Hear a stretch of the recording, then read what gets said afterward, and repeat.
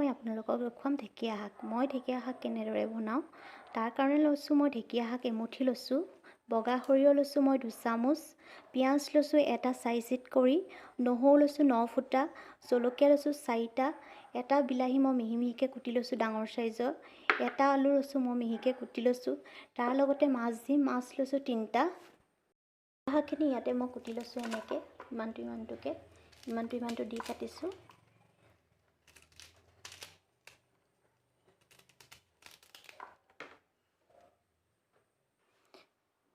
এইখিনি কাটি হৈ গ'ল, ইয়াতে আলুখিনি দি দিছোঁ।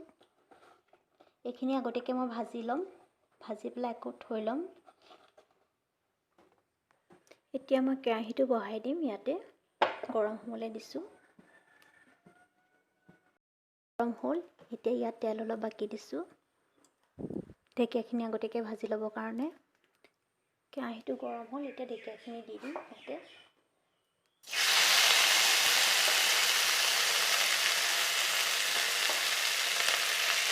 ইয়াতে নিমখ হালধি অকণমান দি দিম, অলপ দিম, পিছত যিহেতু আকৌ দিয়া হ'বই।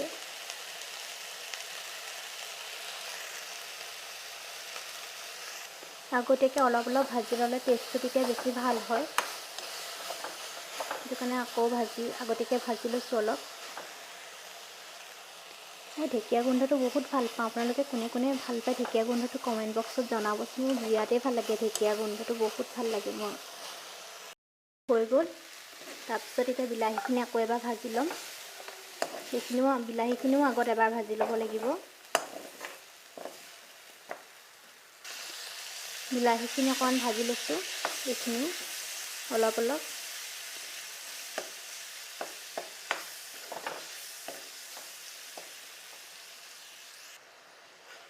বিলাহীখিনিও হৈ গ'ল মোৰ ভাজি। ইয়াৰ পিছত মাছখিনি ফ্ৰাই কৰিম।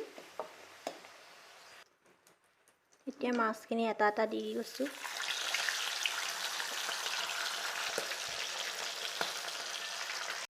কেৰাহীখন বহাই দিম ইয়াত, কেৰাহীখন গৰম হৈ লওক।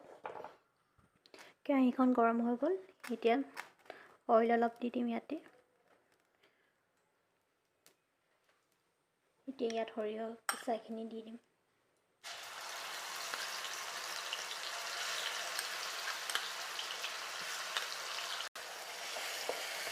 এইখিনি অলপ ভাজি লৈছোঁ।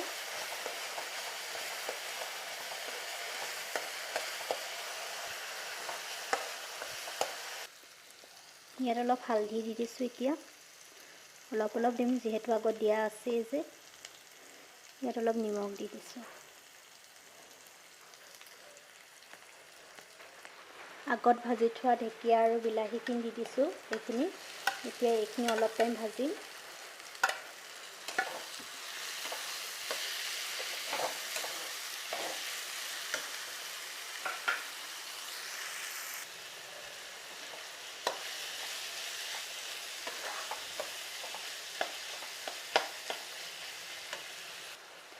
এইখিনি অকণমান লৰাই চিমত থৈ পেলাই অলপ টাইম ঢাকি থ'ম 2 মিনিটৰ কাৰণে।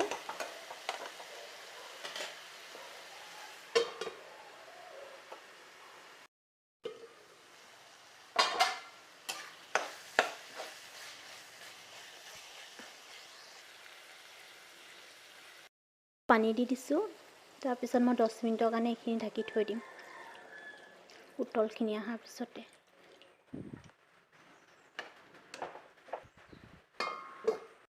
এটা দি দিম ইয়াতে।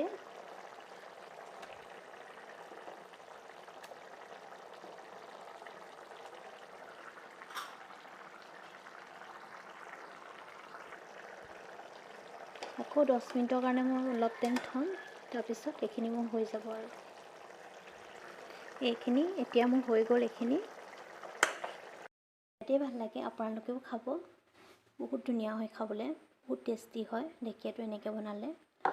খাই চাবচোন কেনেকুৱা লাগে আৰু কমেণ্টতো জনাব মোক। আজিলৈ ভিডিঅ'টো ইমানতে সামৰিছোঁ।